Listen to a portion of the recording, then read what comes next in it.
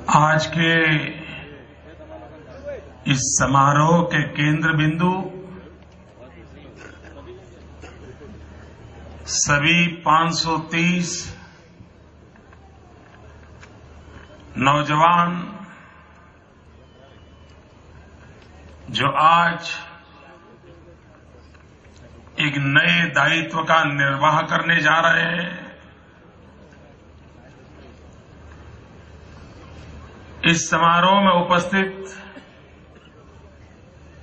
सभी अधिकारी,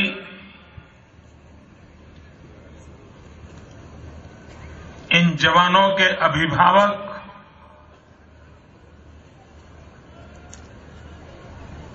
सभी मेहमान और विद्यार्थी मित्रों,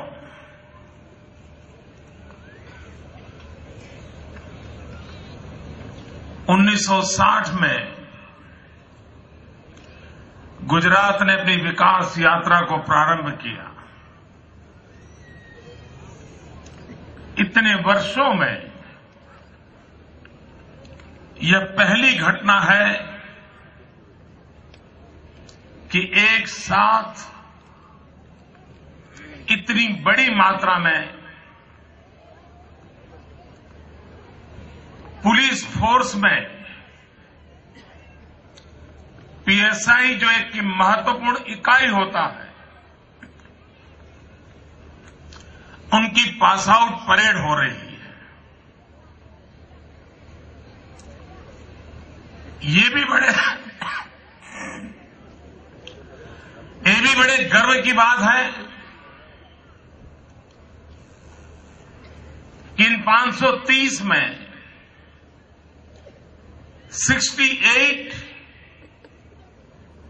महिलाएं हैं। पिछले 50 साल में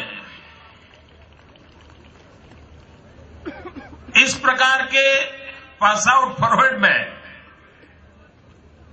50 साल में जितनी टोटल संख्या महिलाओं की थी, उससे ये ज्यादा है एक ही परेड में।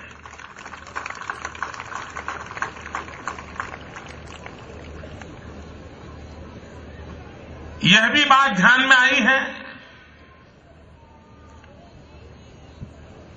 कि बहुत बड़ी संख्या में हाईली क्वालिफाइड नौजवान, इन्होंने एक मिशन के रूप में इस क्षेत्र को स्वीकार किया है। कई इंजीनियर्स हैं इसमें, कई ऐसे नौजवान हैं जिन्होंने डॉक्टरेट किया है, बहुत सारे नौजवान लॉ ग्रेजुएट हैं, बहुत सारे ऐसे हैं जो कभी शिक्षक थे, उस क्षेत्र को छोड़ करके यहां आए हैं, बहुत सारे नौजवान हैं जो सरकार में किसी न किसी पद पर थे, उसे छोड़ करके यहां आए हैं। तो एक मिशन के रूप में इस क्षेत्र में आना, ये अपने आप में गुजरात के पुलिस दल के लिए एक शुभ संकेत है और मैं इसके लिए स्वयं एक गर्व को अनुभव करता हूं और आप सब नौजवानों को इस क्षेत्र को चुनने के लिए मैं बधाई देता हूं, अभिनंदन करता हूं।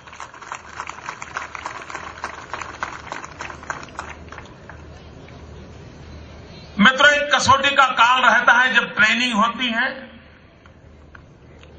कभी कभी कुछ पक्ष ऐसे भी आ जाते हैं कि ये इतनी मेहनत क्यों, ये सुबह से शाम महीनों तक। जब ट्रेनिंग में होते हैं तब लगता है कि चलिए भाई, जितना जल्दी इससे निकल जाए अच्छा होगा, और ये होना बहुत स्वाभाविक है। लेकिन अगर मंजिल तक पहुंचना है तो सफर कितनी ही कठिन क्यों न हो, उसको हंसते हंसते पार करते हैं, तब मंजिल पर पहुंचने का एक आनंद आता है। आज आप सबके लिए वो आनंद का पल है। मित्रों, यहां जो शिक्षा दीक्षा हुई है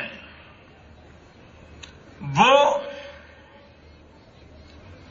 एक सर्टिफिकेट पाने के लिए या एक ट्रॉफी पाने के लिए नहीं होती है।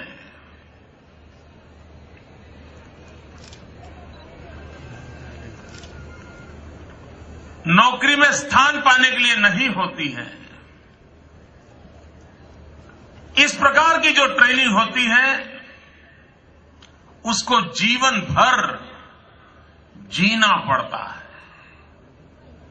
और जीवन में वही सफल होता है कि अपने शिक्षा काल में जो पाया है उसको जीने की आदत बनाता है। यहां तो डिसिप्लिन में रहना स्वाभाविक है क्योंकि हम एक व्यवस्था में है।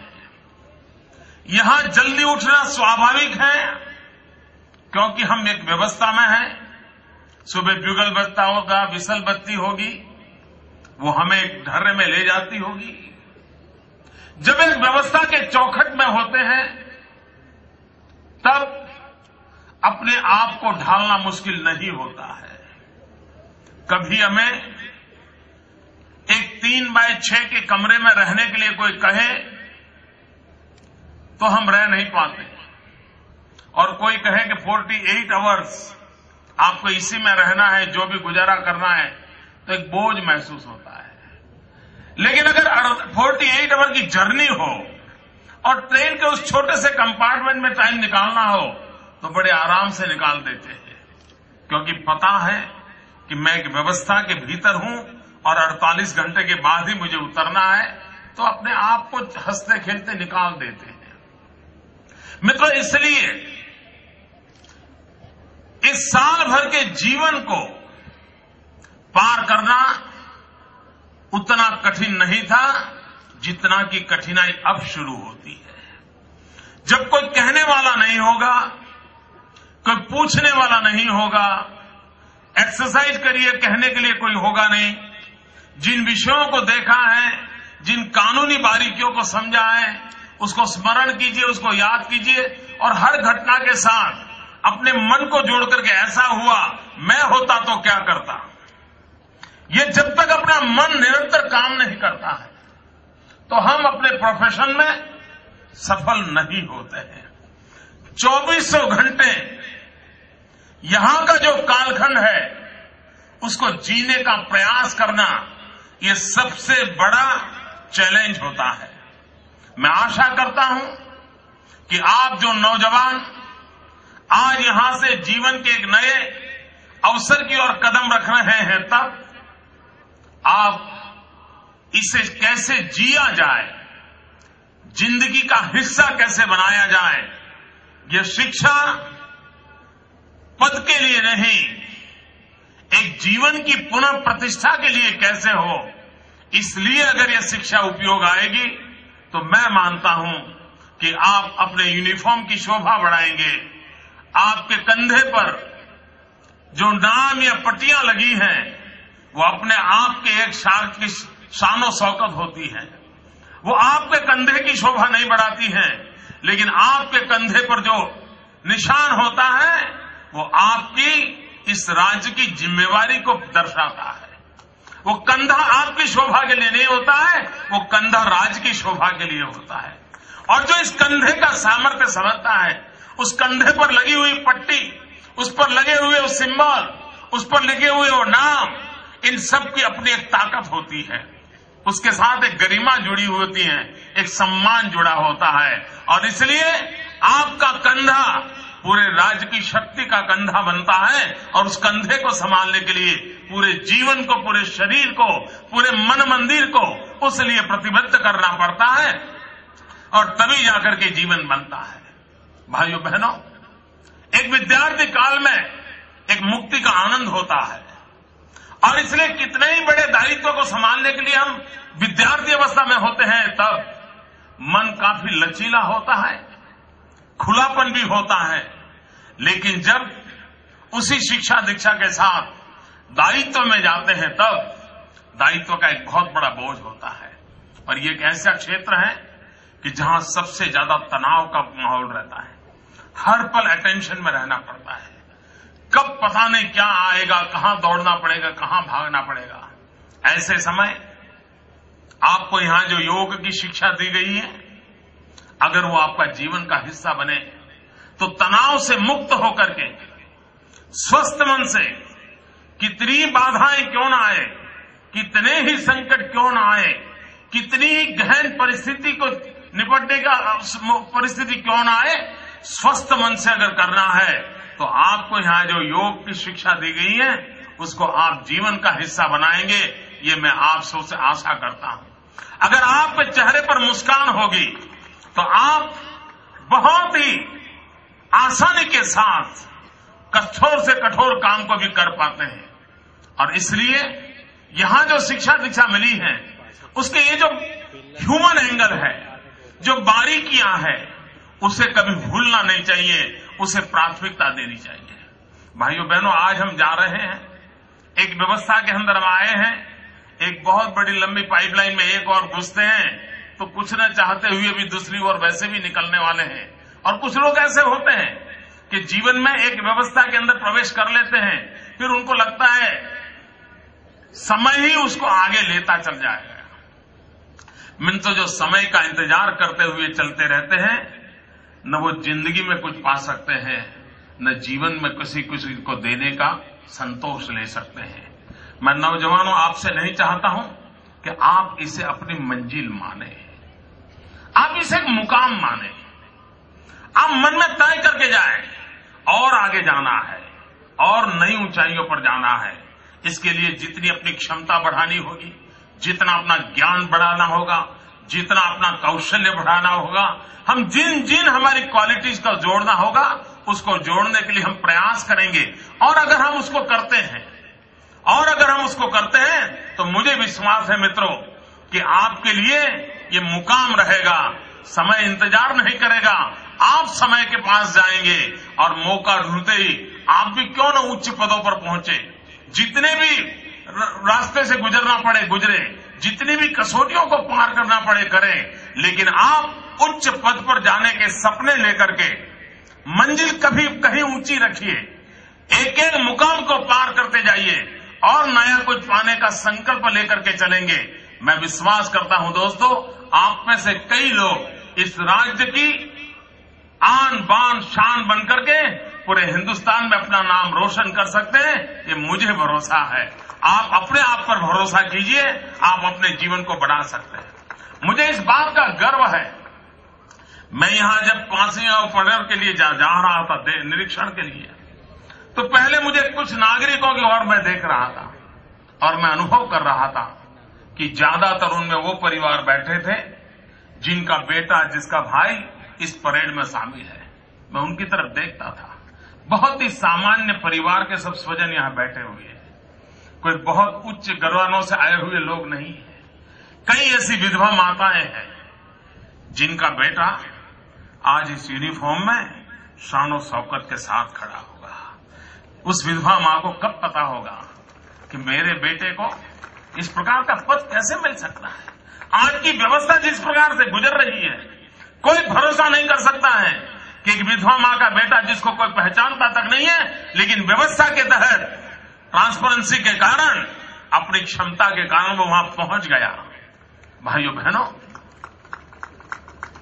जिस प्रकार से हमने मौका मिला है, हम जीवन भर इस बात को याद रखेंगे कि आज मेरी मां खुश है क्योंकि एक ट्रांसपेरेंट व्यवस्था के कारण मैं इस जगह पर पहुंच पाया हूं।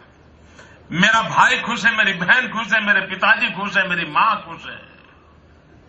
जिनको ये विश्वास होगा कि मेरे परिवार की खुशी में मुझे जो ये प्रवेश मिला है, यहां तक आने का मेरे लिए जो खिड़की खुली है, उसके लिए जो पारदर्शिता थी, वो पारदर्शिता बहुत बड़ी ताकत थी।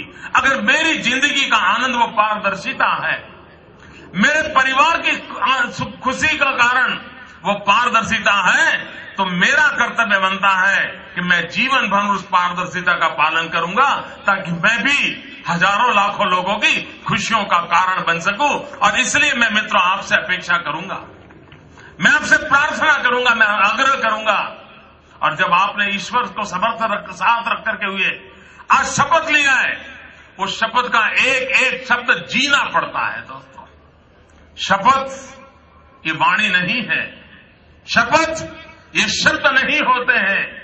तिरंगा झंडा हमारे जीवन की आन बान शान होती है। उससे जब स्पर्श करते हैं तो एक नई चेतना का संचार होता है। आपको एक ऐसी अवस्था में जब उसका स्पर्श होता है तो आपके भीतर उस चेतना का संचार होता है। आप जीवन भर इस पल को याद रखेंगे। तो उस तिरंगे झंडे की शान शौकत के लिए जिन महापुरुषों के इस तिरंगे झंडे के लिए बलिदान दिए थे, 1857 से लेकर के 1942 तक कितने लोगों ने अपने जीवन को दे दिया, और तब जाकर के 47 में हमने इस तिरंगे झंडे का सम्मान और गौरव पाया है। भाइयों बहनों, जिसका गौरव आज हमें स्पर्श करने का अवसर मिला है, वो हमारी जिंदगी का कितना बड़ा सामर्थ्य बन सकता है, हमारी जिंदगी की कितनी बड़ी चेतना को जगाने का एक अवसर बन सकता है। शपथ के शब्द शब्द न रहते हुए मेरे जीवन के संकल्प कैसे बन जाए, शपथ का भाव मेरे जीवन का भाव कैसे बन जाए, और हर पल ईश्वर को स्मरण करते हुए मैं उसको जीने की कैसे कोशिश करूं, और तब जाकर के ये शपथ का मूल्य बढ़ता जाता है और मेरा जीवन उस शपथ की शक्ति के कारण आगे बढ़ता जा रहा है। उसके लिए मैं आपको शुभकामनाएं देता हूं।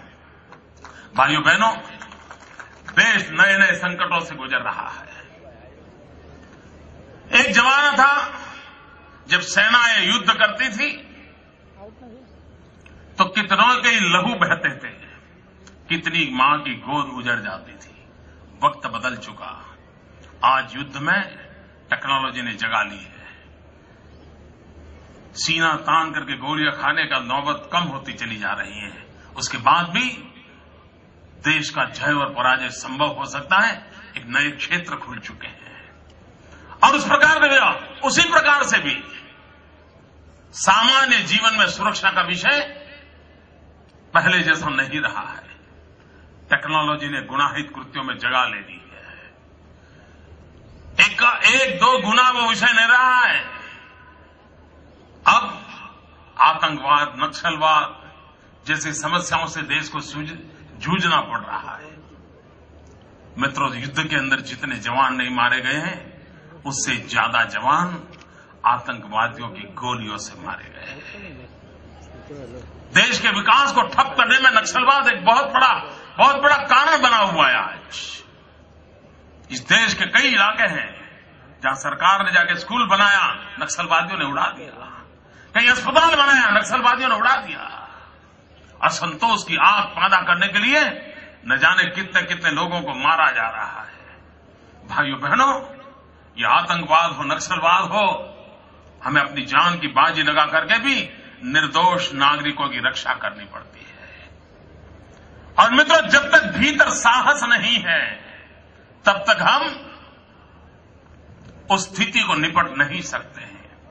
और साहस किताबों से प्राप्त नहीं होता है, साहस की माला नहीं जपी जाती, अपने आप को तैयार करना पड़ता है। और जब मन में पवित्रता हो, मन में संकल्प हो, तब भय नाम की कोई चीज नहीं रहती भाइयों। और इसलिए मैं आपको चाहता हूं कि मेरा एक एक साथी अभय होना चाहिए, निर्भय होना चाहिए। अभय और निर्भय इस वर्दी का सबसे प्रमुख गुण होना चाहिए। अगर वो अभय नहीं है, निर्भय नहीं है, तो शायद भय के सामने वो विचलित हो जाएगा। और इसलिए भाइयों बहनों, आप ऐसे एक दायित्व की ओर जा रहे हैं, तब जीवन को उस ऊंचाइयों को पार करने के लिए, सामान्य से सामान्य मानव की रक्षा के लिए हम अपने आप को लगाएंगे। भाइयों बहनों, पुलिस जनता जनार्दन का मित्र है, ये हम बचपन से सुनते आए हैं। मुझे ये चरित्र लाना है, और इसीलिए हमने रक्षा शक्ति यूनिवर्सिटी शुरू की है। उस रक्षा शक्ति यूनिवर्सिटी में से हम वो ट्रेनिंग देना चाहते हैं कि सुरक्षा बलों के जवान की एक लंबी ट्रेनिंग हो, नौकरी के लिए नहीं, जीवन के लिए ट्रेनिंग हो। नौकरी एक पेशा, वो तो बाय प्रोडक्ट हो, उस दिशा में हम जाना चाहते हैं। आने वाले दिनों में उसका भी हम उपयोग करना चाहते हैं। मैं सरकार के आज कुछ मित्रों से बात कर रहा था। अब 1.5 साल का समय है आपके पास, जिसमें आपने यहां जो सीखा है उसको आपने तलवार की नोक पर जी करके दिखाना पड़ेगा। सब लोग बारीकियों से आपको देखेंगे, हर चीज का रिपोर्ट बनेगा। आपकी छोटी गलती भी आपके लिए बहुत बड़ा संकट बन सकती है। ऐसे 1.5 साल का समय होता है जिसमें आपको सेल्फ डिसिप्लिन से अपने आप को सिद्ध करना होता है। उसमें अनेक अनेक प्रकार की पद्धतियां हैं। उसमें एक नई पद्धति जोड़ने के लिए मैं सोच रहा हूं।